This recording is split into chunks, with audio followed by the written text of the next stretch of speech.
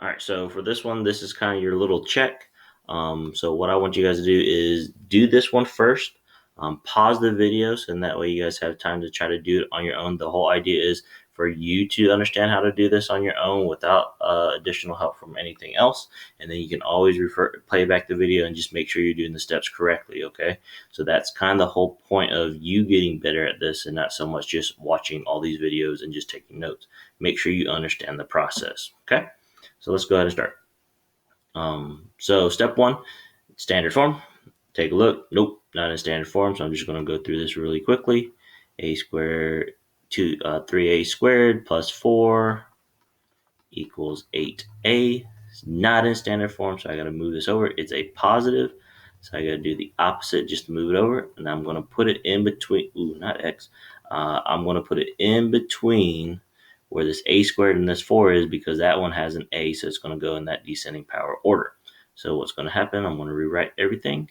3a squared minus 8a plus 4 equals, these two will cancel, and lo and behold, the equation is set equal to 0. So now we're at this step. So now I got to go back to my factoring.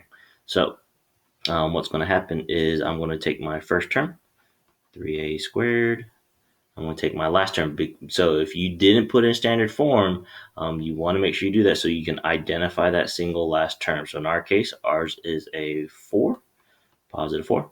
And now I'm going to take my two numbers, my 3 and my 4, and multiply them together and figure out those factors. So 3 times 4, I get 12.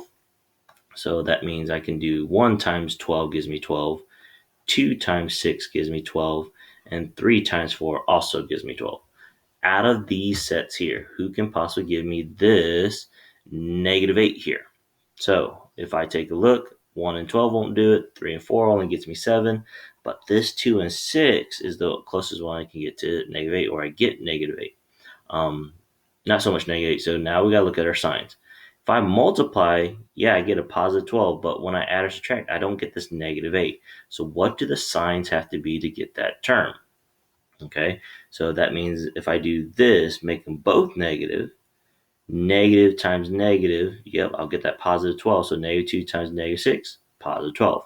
Now, if I add these, negative 2 plus negative 6, so negatives adding to negatives, I'm going to get that negative 8. So that's basically what our signs have to be for this one. So now I'm going to have 2a, and I'm going to have negative 6a, and basically now what I'm going to do is factor out like we did before. Factor it out. Negative 2 and 4, looks like I have a negative coming out of here. If I take a look at this, I have my 3. I can factor out a 3 out of these two terms, and they both have an a, so I'm going to put an a here. This one also has, they just have a 3 and a negative 2. Nothing really in common except for 1, but I can factor out an a, so I'm going to factor out that term here. Here, I have a negative 6 and 4, so that negative gives me a hint that says, hey, it's going to be negative. What number can I factor out of each one? I can easily factor out a negative 2. So there's our two factors here. So I'm going to write those down. So basically right under here, I'm going to have 3a minus 2, and that's where I get these two.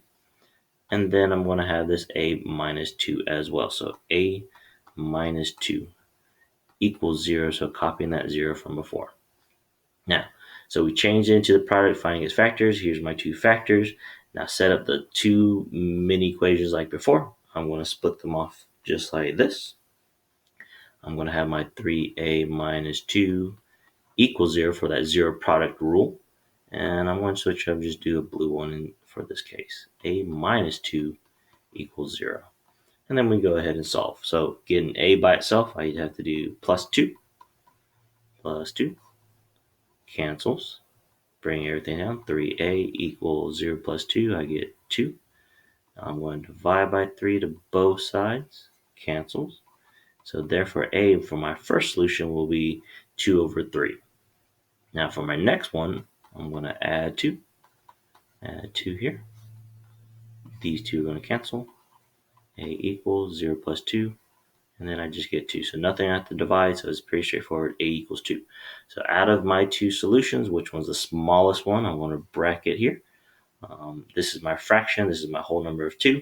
So my 2 over 3 is my smallest one, comma 2. And remember, this is not a coordinate. This is just telling you, hey, these are solutions for this particular problem, and these are my two answers here.